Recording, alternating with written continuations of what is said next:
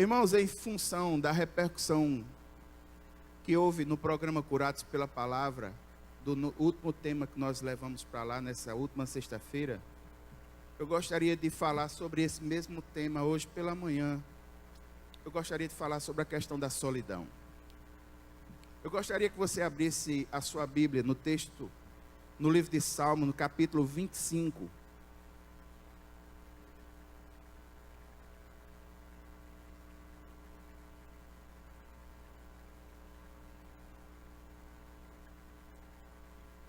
Salmo 25.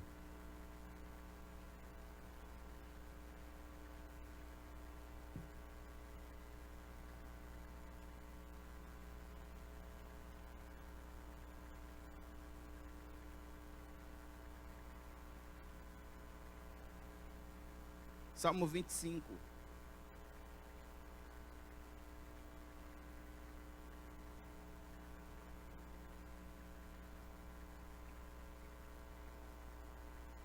Salmo 25, a partir do versículo 16, versículos 16 a 21. Salmo 25, do versículo 16 a 21. Gostaria de compartilhar com os irmãos esse sentimento que Davi, nesse momento, teve em seu coração. É um salmo tradicionalmente atribuído a Davi, muito provavelmente em algum momento de ataque dos seus inimigos. E nesse momento de ataque dos seus inimigos, esse salmo a gente pode dividi-lo em 4 partes. Existe uma parte do salmo cuja tônica é Senhor me protege. E nós estamos lendo justamente esse fragmento que fala sobre isso. Tem uma parte do salmo que é Senhor me guia. Tem uma parte do salmo que é Senhor me perdoa. E tem uma parte do salmo que é Senhor me faz prosperar. Essa parte que nós vamos ler agora é dos momentos em que Davi clama ao Senhor para que o Senhor o proteja de seus inimigos. Então, no Salmo 25, dos versículos 1 a 3, e no Salmo 25, dos versículos 15 a 22, fala justamente sobre essa parte em que Davi, ele pede a Deus para que os seus inimigos não derrotem. Só que nesse pedido, tem um sentimento forte de Davi. E esse sentimento forte, a partir desse sentimento, eu gostaria de falar nesta manhã sobre essa questão chamada solidão. Salmo 25, do versículo 16 em diante, o texto diz assim: volta-te para mim e tem misericórdia de mim, pois eu estou só e aflito. As angústias do meu coração se multiplicaram. Liberta-me da minha aflição. Olha para a minha tribulação e o meu sofrimento e perdoa todos os meus pecados. Vê como aumentaram os meus inimigos e com que fúria me odeiam. Guarda a minha vida e livra-me. Não me deixes decepcionado, pois eu me refugio em ti. Que a integridade e a retidão me protejam, porque a minha esperança está em ti. Irmãos, a sociedade, ela vive o seu dia a dia e ela é fatalmente influenciada pela tecnologia que lhe é feita. Ela faz uma tecnologia, ela desenvolve uma tecnologia, e a partir do momento que ela desenvolve aquela nova tecnologia, aquilo que ela fez começa a remoldar a sociedade novamente. Começa a refazer a sociedade, e a sociedade vai criando novos valores. Houve um determinado momento na história social em que a sociedade, por não ter tanta tecnologia, ela socialmente falando, principalmente nas questões de trabalho, ela se debatia em cima de 2 conceitos, que era eficiência e eficácia, coisa que os estudantes de administração se batem até hoje, coitados. Mas é muito simples de identificar o que é um e o que é outro. Eficiência é fazer o máximo com o mínimo possível. Está ligada à forma de fazer as coisas. eficiente, você é uma pessoa que desenvolve bem algum trabalho, então você é eficiente. Eficaz é fazer o que é certo. Então tem muita gente que é extremamente eficiente, mas pode não ser eficaz. Por exemplo, hoje em dia não seria eficaz eu fazer um curso de datilografia. Muito embora isso me traga alguma eficiência prática no ato de digitação, mas eu não vou chegar numa empresa dizendo assim, me emprego porque eu tenho um curso de datilografia. A máquina de datilografia, eu acho que em muitas dessas repartições ela nem existe mais. Então, eficácia é fazer o que é certo. E nem sempre aquilo que você fazer o que é errado da melhor maneira possível, isso não é o objetivo. Uma forma simples, eficácia é a rapidez com que você sobe numa escada. Eficácia não, eficiência é a rapidez que você sobe na escada. Eficácia é você saber colocar a escada. Se você coloca a escada no lugar certo e você sobe, você está sendo eficiente e eficaz. Só que o tempo passou e esses dois conceitos se transformaram em um. Quando a pessoa ela é eficiente e ela é eficaz ao mesmo tempo, ela é efetiva. Então, efetividade é quando estão juntos. Eficiência, a pessoa faz o certo, faz do jeito certo, e eficácia, ela faz o certo. Quando ela faz o certo do jeito certo sempre, ela está sendo efetiva. E essa foi outra barreira que a sociedade passou nas tecnologias, nos ambientes sociais. Por quê? Porque a tecnologia foi subindo, os meios foram melhorando, e até esse momento, em tese de efetividade, nós tínhamos telefones, e os telefones, eu não sei se os irmãos acompanharam essa época em que você ter um telefone era você comprar ações, e um telefone era extremamente caro. Eu tinha um colega de trabalho que tinha 9 linhas telefônicas, isso dava a ele uma vida nababesca. Porque ele alugava as linhas telefônicas que tinha e vivia do aluguel de linha telefônica. Então, esse conceito, socialmente falando, bate mais ou menos por aí, a efetividade. Nessa coisa que falar o telefone já é uma coisa espantosa. Você está aqui, pega um telefone e fala com outra pessoa que está não sei quanto de distância e ouve a voz dele, isso é fantástico. Mas só que esse conceito não parou na efetividade. Ele aumentou para uma coisa chamada excelência. Aí o mundo inteiro, do ponto de vista da gestão, entrou num ramo que era a busca da qualidade, principalmente depois da Segunda Guerra Mundial, quando o Japão cai. Alguns papas da qualidade, Dr. Deming, um bocado de gente começa a aparecer estudando a excelência. Porque não basta ser efetivo, ele tem que ser excelente. E os conceitos dos serviços, das empresas, no meio social, passou a se viver excelência. E concomitantemente, surgiram os computadores para ajudar nesse conceito de excelência. O que é excelência? Excelência é fazer o jeito certo, é fazer o certo, do jeito certo, pela primeira vez, sempre. Isso é o conceito de excelência. Superou o conceito de efetividade. E junto com isso, novas tecnologias, dentre elas o computador, que antigamente ele era em grandes dimensões, agora passou a ser pequeno e acessível às pessoas nas suas casas. Só que não ficou apenas por aí. O conceito de excelência foi ultrapassado. Nós agora vivemos o conceito de sensacional. É um conceito que mexe com as sensações. É um conceito que mexe com algo que pode ser real ou não. Eis aí o conceito de virtual. Uma coisa que é virtual, ela é aparentemente verdadeira, porque lhe dá a sensação de que é verdadeiro. No entanto, a nuance de que é virtual. É um castelo de cartas que pode ser destruído a qualquer momento. Então, hoje foi ultrapassado o conceito. Hoje é fazer o certo, do jeito certo, da primeira vez, sempre e de forma sensacional.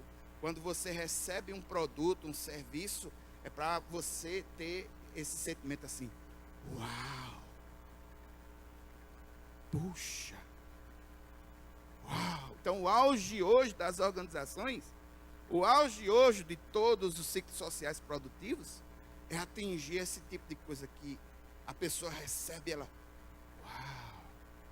Não é à toa, irmãos, que os evangelismos de cidade, pelo menos daqui, os que mais atingem esse nível de sensação, não obstante por ser algo extremamente planejado e trabalhado, mas porque provoca essa sensação nas pessoas, ainda continua sendo o encontro de casais e os cursilhos. Percebam que as pessoas, quando chegam aqui depois de um cursilho, chega ele, seja ele masculino ou feminino, eles chegam simplesmente o quê? Deslumbrados. Porque tudo aquilo que lhes foi colocado foi excelentemente trabalhado por Deus de forma sensacional. Eles chegam aqui já no domingo com a cara radiante e com aquele brilho de uau. É porque hoje em dia, em tese, o que se espera é que todas as coisas sejam dessa forma. E quando chega nesse nível de algo sensacional, que mexe com as sensações, hoje chegou no ápice dessa nossa sociedade, chamada sociedade pós-moderna. Mas, irmãos, eu quero alertar que nem tudo aquilo que é sensacional, ele é real. Muitas coisas que são sensacionais são apenas sensações. E entre elas está a questão do relacionamento humano. E eu gostaria, irmãos, de alertar aos irmãos para um conceito fortíssimo, que é o conceito de solidão, que cada vez mais vai tomando conta da sociedade sensacional, da sociedade virtual, a sociedade que tem iPhone, iPad, que tem smartphone, que tem telefone celular, que tem Skype, Instagram, LinkedIn, tem Facebook, Twitter. Mas é uma sociedade que vive de sensações sociais, mas não é a realidade da vivência social. Irmãos, existem jovens que estão sendo derrotados em suas vidas sociais, porque elas são vidas sociais virtuais. Uma sociedade que mais dia ou menos dia haverá de refletir a postura que hoje está tomando. E qual é a postura? Uma postura cabisbaixa, mexendo no celular, no smartphone. Uma postura alienante. A minha esposa, ela atende, ela é recepcionista de um consultório, de um médico, e não são poucas as vezes que o nome da pessoa sai naqueles painéis, nos monitores, e ela tem que alertar a uns zumbis da tecnologia.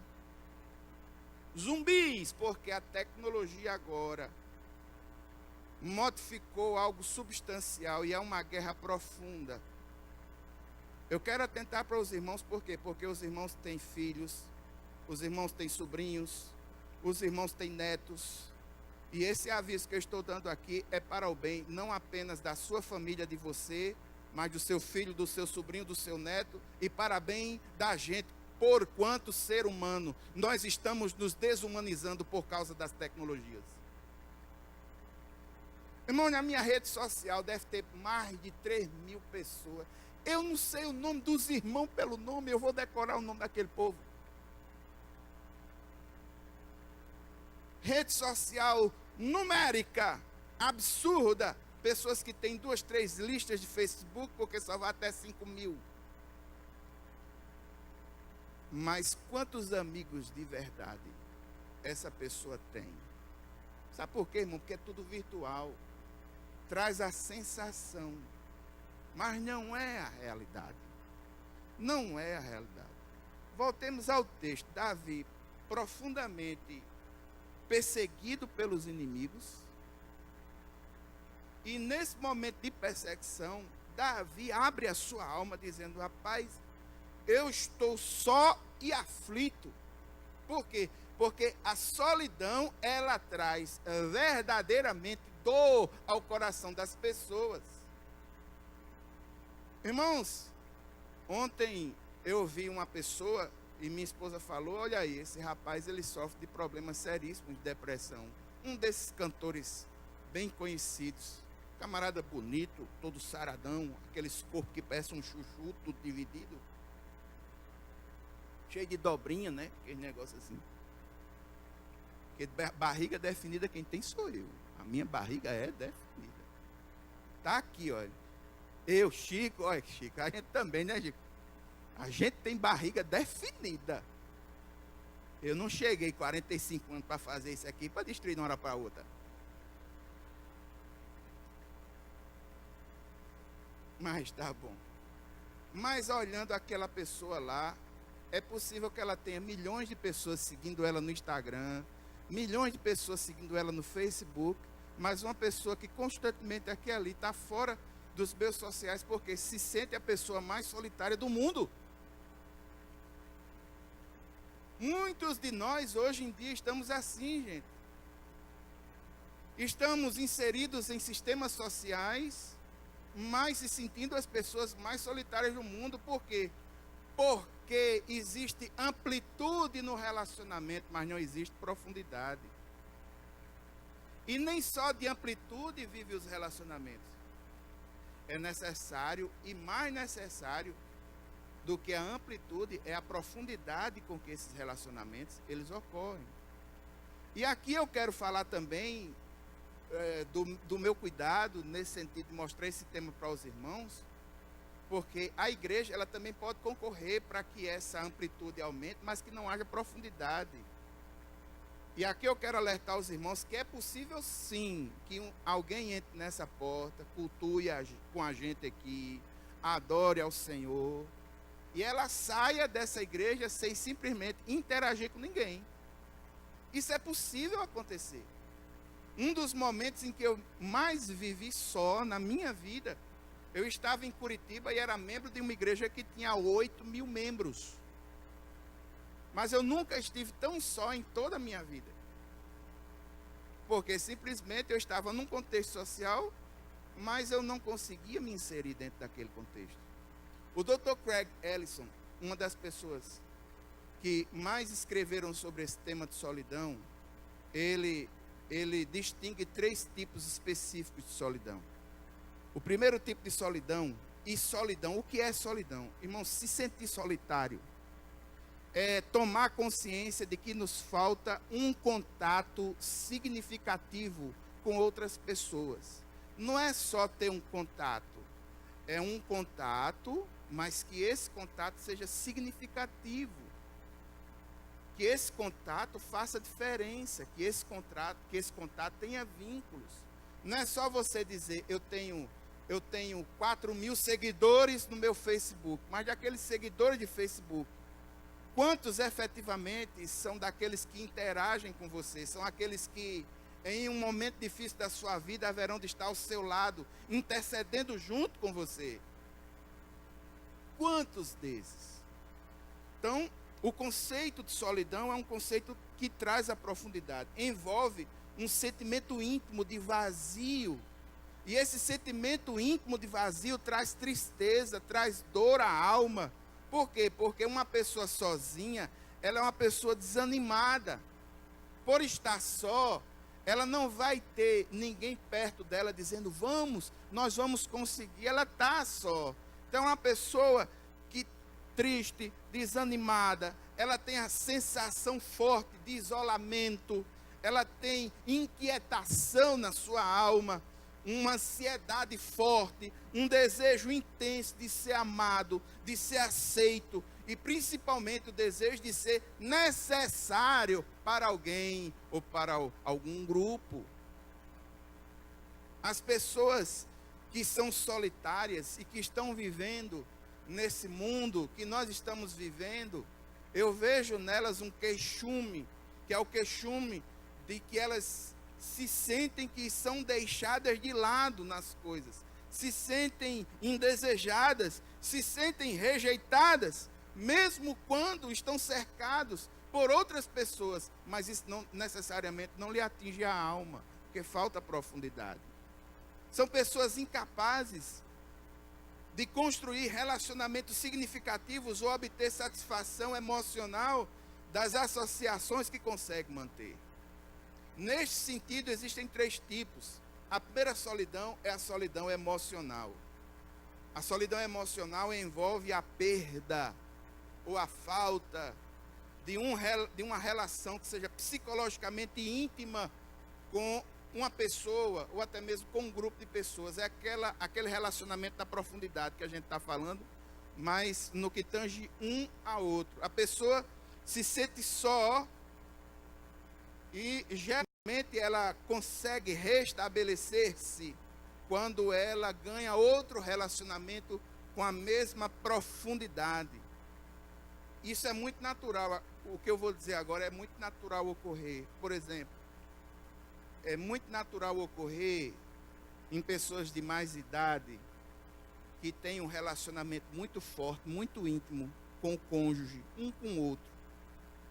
E às vezes esse relacionamento é tão forte que um cônjuge morre e o outro tem que ter, a família tem que ter muito cuidado com o trato dessa informação, porque às vezes com pouco tempo aquele cônjuge sobrevivente às vezes não aguenta essa perda, a solidão que foi gerada por isso e acaba falecendo também. Às vezes é comum ocorrer esse tipo de coisa. Pessoas que, por exemplo, perdem uma pessoa muito querida de dentro da família, que tinha um vínculo emocional muito forte, e a partir daquele momento começa a desenvolver algum processo patológico na sua alma por causa dessa perda. Não consegue superar essa perda. É possível que você já tenha ouvido falar de alguma família que tenha vivido isso. Eu me lembro daqui mesmo, do nosso bairro aqui em Jaguaribe, que eram 2 irmãos que eram muito ligados. Eles eram crentes até aqui da Igreja Assembleia de Deus.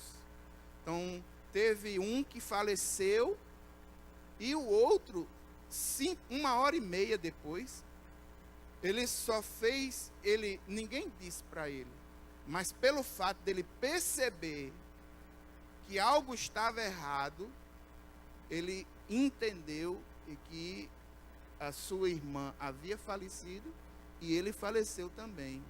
E foram sepultados aqui na Assembleia de Deus os 2 caixões lá no mesmo velório, um de lado do outro. Mas existe, irmãos, um tipo de solidão que é uma solidão chamada solidão social. É quando a gente não se encaixa, socialmente falando, nos grupos que estão à nossa disposição. Isso geralmente segue as nossas faixas etárias. Por exemplo, quando criança, socialmente falando, é fantástico. Porque as crianças não conhecem nenhuma. Basta botar um brinquedo aqui, um bocado de criança, que você vai ver elas interagindo uma com a outra, brincando, às vezes não sabe nem o nome. Quando é depois é que vai saber. Crianças, socialmente falando, nesse sentido, elas são fantásticas. Mas o tempo vai passando e a gente vai ficando mais seletivo. E nós vamos nos agregando com aqueles que refletem os nossos ideais e os nossos interesses. E a nossa idade também.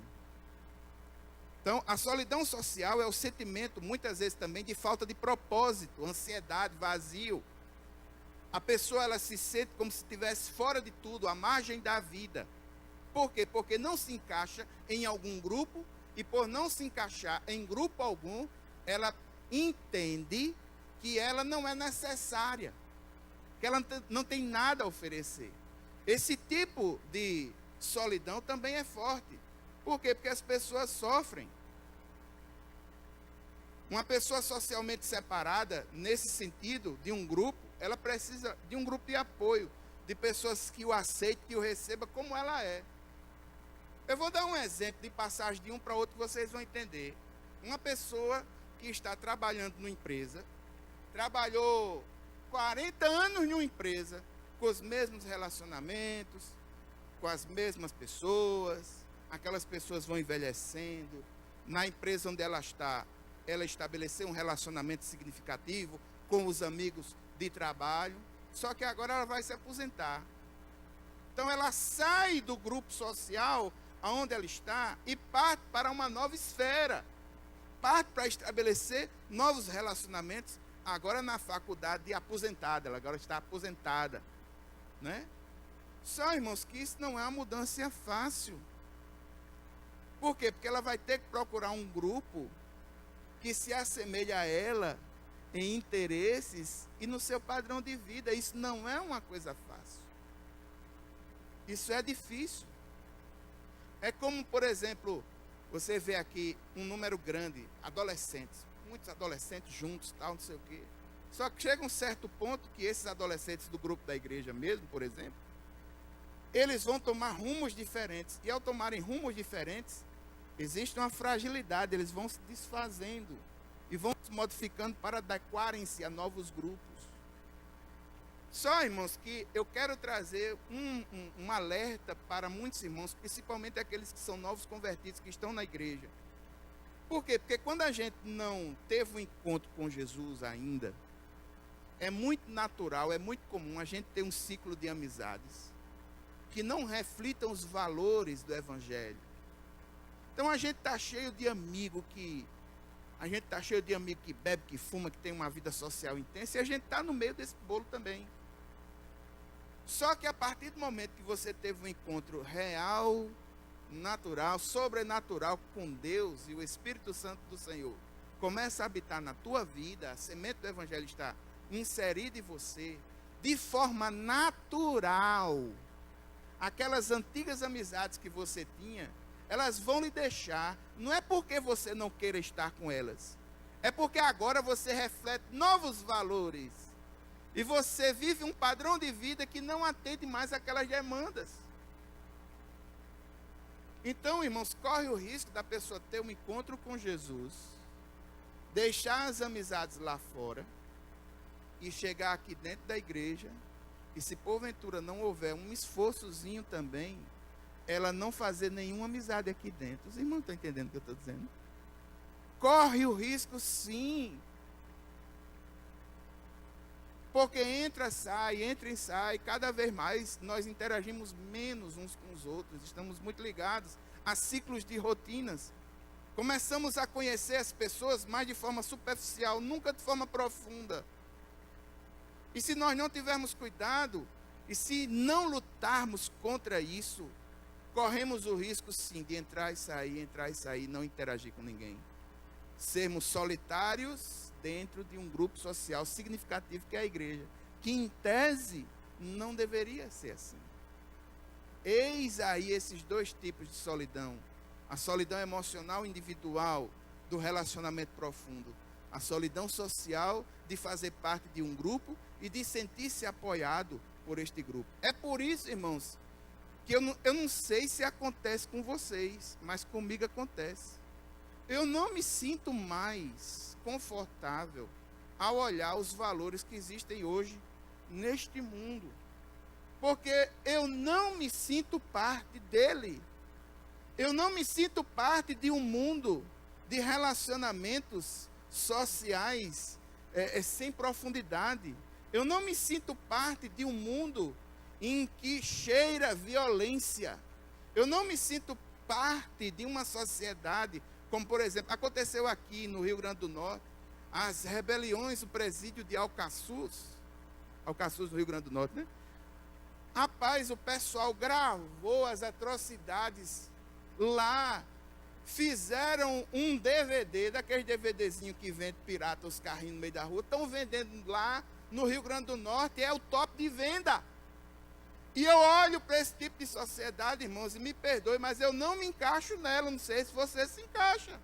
Se porventura você não se encaixa nela, saiba que é por causa da presença do Espírito Santo de Deus na sua vida, que não comunga com esse tipo de treva. A luz não comunga com as trevas. Agora só tem uma coisa, irmãos: quando a luz chega, as trevas devem ir embora. e nós fomos levantados como luz. Então, muito da solidão passa por isso, inadequação.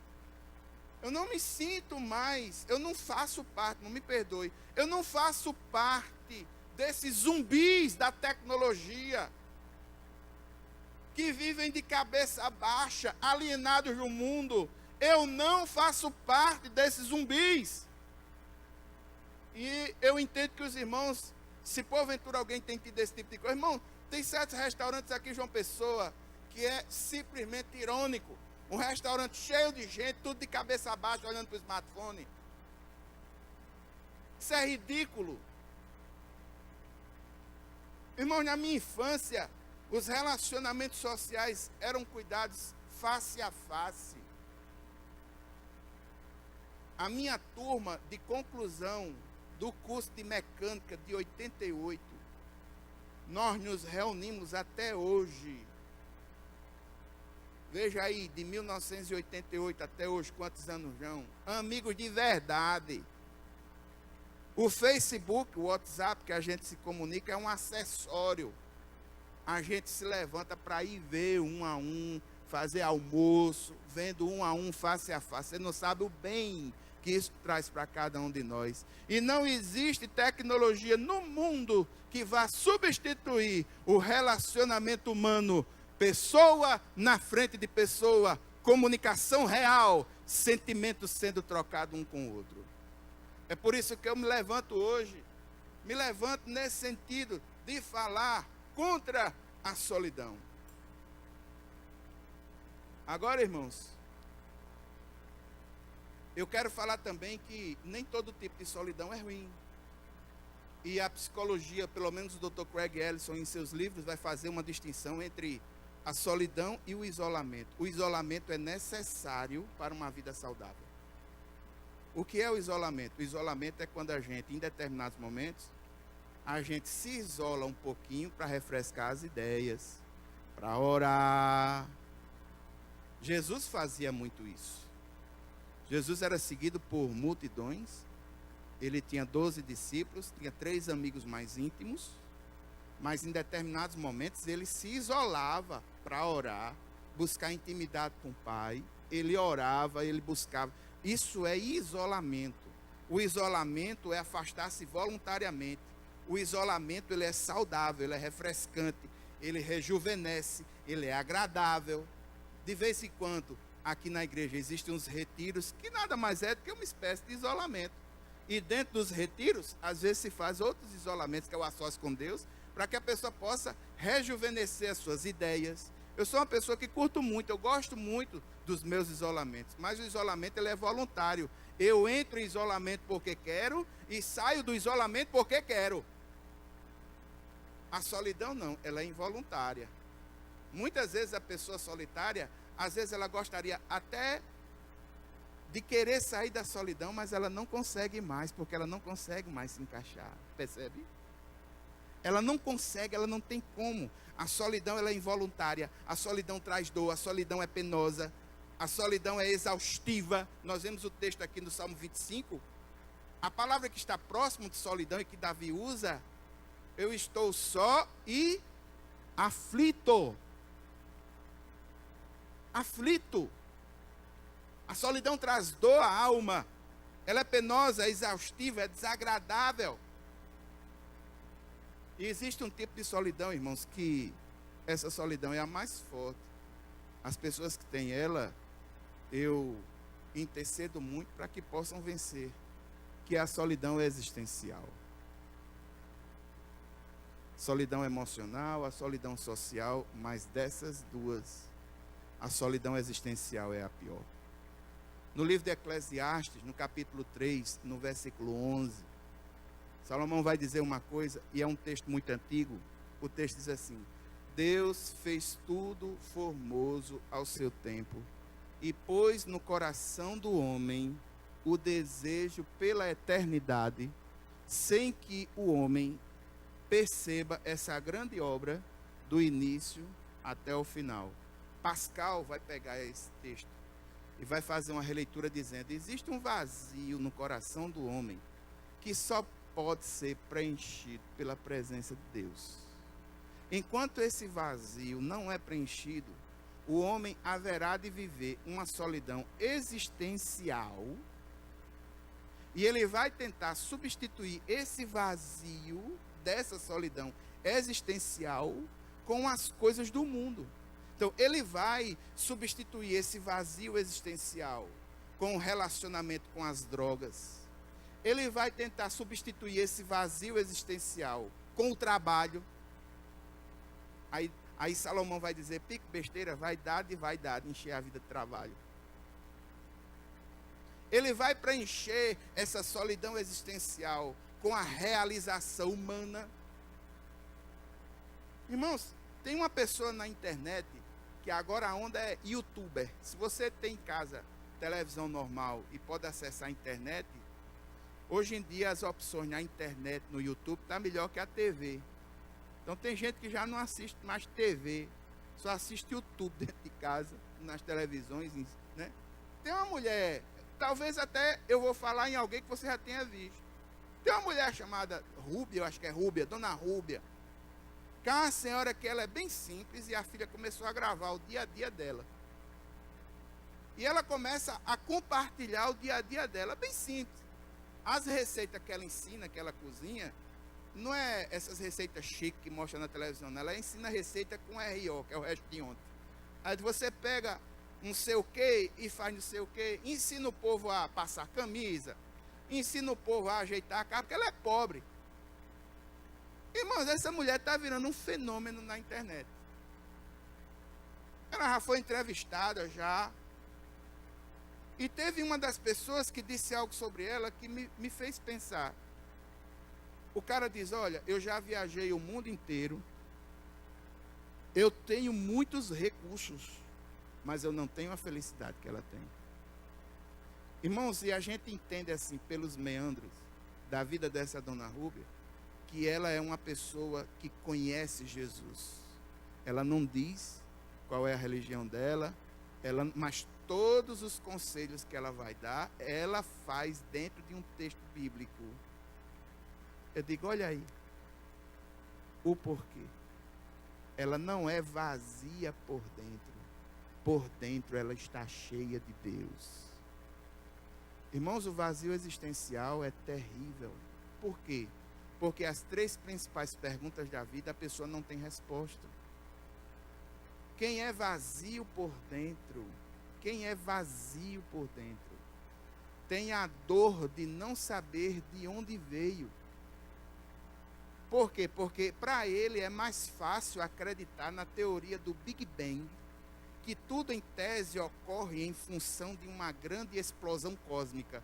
Para ele é mais racional acreditar nisso do que acreditar que existe um grande Senhor sobre tudo e sobre todas as coisas. Chega a ser irracional. Irmão, Big Bang é irracional. Você olha o mundo hoje e entender que isso partiu de uma explosão é muito sério. É como se fosse assim, numa esquina, onde de um lado viesse os condimentos do bolo e do outro lado viesse as vasilhas. Aí os 2 carros batem um com o outro com toda a força, explode, aí já sai os bolos, tudo feito dentro das vasilhas. Quem acredita em Big Bang tem esse nível de raciocínio, me perdoe, mas é por aí. Que explosão da cebola foi essa que teve no passado? Que hoje todas essas coisas, tudo isso foi criado. Não, meu irmão, é massa. Eu fico com o seu raciocínio para lá. Eu vou continuar crendo que eu vim do Senhor. Eu vou continuar crendo que foi Deus que me fez. Eu vou continuar crendo e não abro mão dessa convicção. Mesmo que socialmente falando, eu seja tido, ou você seja tido como alguém que não se encaixa mais. Em nome de Jesus, você não vai se encaixar na sociedade do mundo, mas você vai se encaixar na família de Deus. Outra pergunta que dói no coração das pessoas é: o que é que eu estou fazendo aqui? O que é que eu faço na terra? Eu vivo na terra para quê? Qual é a minha função? Eu nasci para quê? Meu irmão, quem tem esse vazio existencial preenchido por Deus, ele sabe para o que ele veio aqui na terra. E ele desenvolve o seu projeto, porque ele tem a Deus. E ele pergunta a Deus. Ele vive como se Deus realmente fosse importante em sua vida. E esse Deus mostra qual é a função específica dele, assim como as funções gerais dele. Irmãos, nós estamos aqui para a glória do Senhor. Nós estamos aqui para nos comunicarmos e vivermos em comunhão uns com os outros. Nós estamos aqui para testemunhar do Evangelho de Jesus. Nós estamos aqui para servir uns aos outros, mas servir de verdade, não apenas dentro das quatro paredes, mas que nós sejamos um referencial no lugar, na sociedade onde nós estamos. Nós estamos aqui, irmãos, para cumprir os propósitos de Deus. Nós estamos aqui para a santificação. Em Tessalonicenses, Paulo vai dizer que a vontade do Senhor é esta, que nós nos santifiquemos. Então, quem vive com Deus no seu coração, ele tem uma vida cheia de propósitos. Ele se levanta pela manhã e ele sabe o que tem que fazer e como fazer. Ele sabe que não está só. Ele sabe que tem a ajuda do Espírito Santo de Deus. Mesmo que ele leve uma grande batalha, ou que ele enfrente uma grande luta, ele sabe que não está sozinho. Quem não tem, meu irmão, tem um oco no coração, ele não tem senso de propósito. Ele não sabe o que fazer. A vida para ele é o aqui e agora. Um aqui e agora que a qualquer momento pode se acabar. Mas aquele que tem, ou que já venceu o vazio existencial, principalmente, irmãos, ele sabe para onde vai quando acabar com tudo. Irmãos, eu particularmente, eu não tenho medo da morte, não. Mas eu tenho medo da dor que me pega. Eu não gosto de ir a dentista, eu vou ser sincero, porque eu não sou hipócrita. Eu vou assim, vou, porque tem que ir mesmo. Mas quando o dentista começa com aquele motorzinho só alisando perto do nervo, eu fico na cadeira, eu pego, eles dão um negócio para você limpar a boca, né? Eu pego aquilo ali, ó, sigo na mão aquilo ali com força assim, só esperando a hora de dar aquele choquinho é terrível, irmão. Aquele choquinho é terrível. Dor, eu não gosto de dor. Se em algum ponto, irmãos, eu tenho plena convicção que se algum ponto da Bíblia tivesse assim, se você tiver um encontro com Jesus, a sua morte não terá dor. De alguma forma nós seremos diferentes. Eu tenho plena convicção disso. Eu não gosto de dor, mas eu também não tenho medo da morte. Sabe por quê, irmãos? A morte para nós, enquanto o Senhor não vir, a morte, ela é uma passagem. E uma primeira passagem, porque nós não podemos perder de foco que nós vamos receber um corpo glorificado. Nós não podemos deixar isso de lado. Mas essa é uma realidade. Aqueles que têm o vazio existencial preenchido por Deus, que o Espírito Santo do Senhor habita nele, ele olha para o futuro com confiança, mesmo que as estatísticas e as circunstâncias não mostrem melhoria social ou terrena. Irmãos, eu olho para a situação brasileira, eu olho para a qualidade dos políticos que nós temos, eu olho para a conjuntura mundial, eu olho para os interesses que começam a ser formatados esse ano a partir de projetos mundiais de poder, eu não vejo nada de positivo. Eu só vejo que a coisa vai piorar. Se você concorda ou discorda comigo, eu estou mostrando o meu ponto de vista. E um ponto de vista é a vista a partir de um ponto. E de onde eu raciocinei, não consigo enxergar sistemas de melhoria alguma para o mundo. Porque se tivéssemos de melhorar por nós mesmos, não haveria fome na África. Se tivéssemos de melhorar por nós mesmos, não haveria uma concentração social de renda como hoje existe, em que 8 pessoas é mais rica do que a metade do mundo. Então essa melhoria não vem por nós mesmos.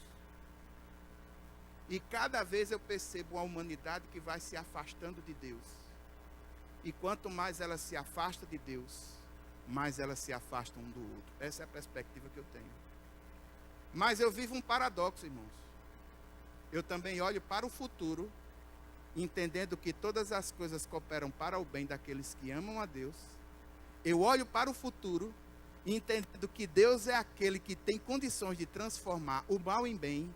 Eu olho para o futuro, entendendo que estamos caminhando a passos largos para a vinda de Jesus. Eu olho para o futuro, entendendo que estamos nas mãos do Senhor e que de alguma forma ou de outra, como disse Jó, o nosso Redentor, ele vive e no tempo oportuno ele vai se levantar a nosso favor. Eu vivo esse paradoxo dentro de mim. Mas eu gostaria, irmãos, de encerrar.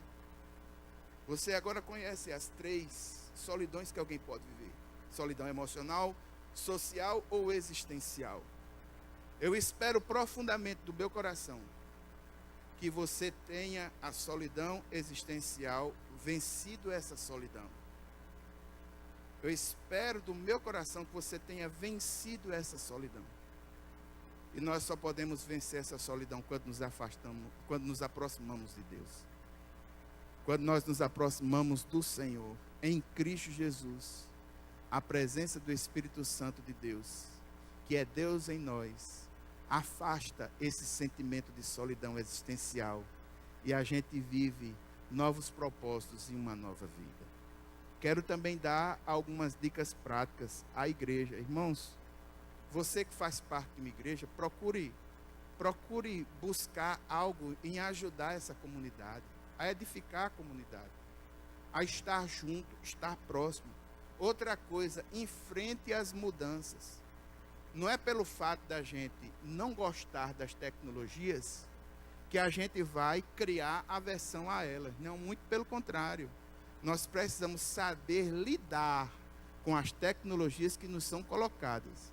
Você que é pai, que é tio, que é avô, ensine aos seus filhos, netos, sobrinhos, que essa vida virtual, ela traz danos e que o melhor ainda continua sendo aquilo que foi naturalmente feito por Deus. Em terceiro lugar, irmãos, fortaleçam os seus elos familiares, que é justamente o menor núcleo social ao qual nós participamos. O que quer que tem gente que, por exemplo, a minha família é uma família que ela é pequena e as pessoas moram longe. Então eu tenho que ter no meu coração essa sensibilidade de entender que tenho que vencer essas barreiras para poder estar mais junto de minha família.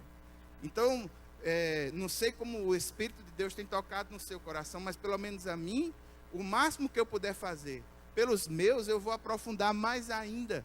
Então, se você não tem visto algum familiar seu, aproveite o seu tempo de fim de semana, verifique se não tem algum familiar que precise de uma passada, saber como está. A palavra de Deus diz, Paulo escrevendo a Timóteo, ele diz que aquele que não é afeto aos seus, negou a fé, e é pior do que o incrédulo. Em quarto, busque servir mais ao Senhor. E em quinto, busque servir mais ao próximo. Saiba, você não tem todos os problemas do mundo. Existem pessoas que têm problemas maiores do que você e você não sabe.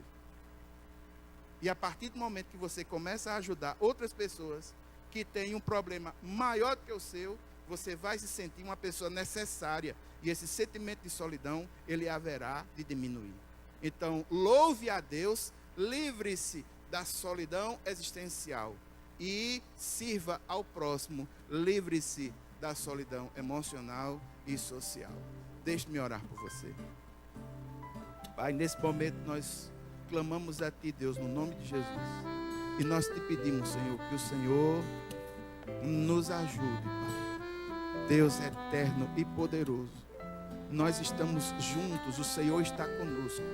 Isso nos garante que nós não vamos estar sozinhos. A tua palavra diz: ide por todo mundo, pregai o evangelho a toda criatura. E no finalzinho lá diz: eis que eu estou convosco todos os dias, até a consumação dos séculos. Nós cremos que o Senhor está aqui neste lugar. E nós cremos que o Senhor está ao nosso lado pelo teu Santo Espírito. Cremos que o Senhor está em nós pelo teu Santo Espírito. Nós cremos que o teu Filho intercede por nós. O teu Espírito intercede por nós com gemidos inexprimíveis.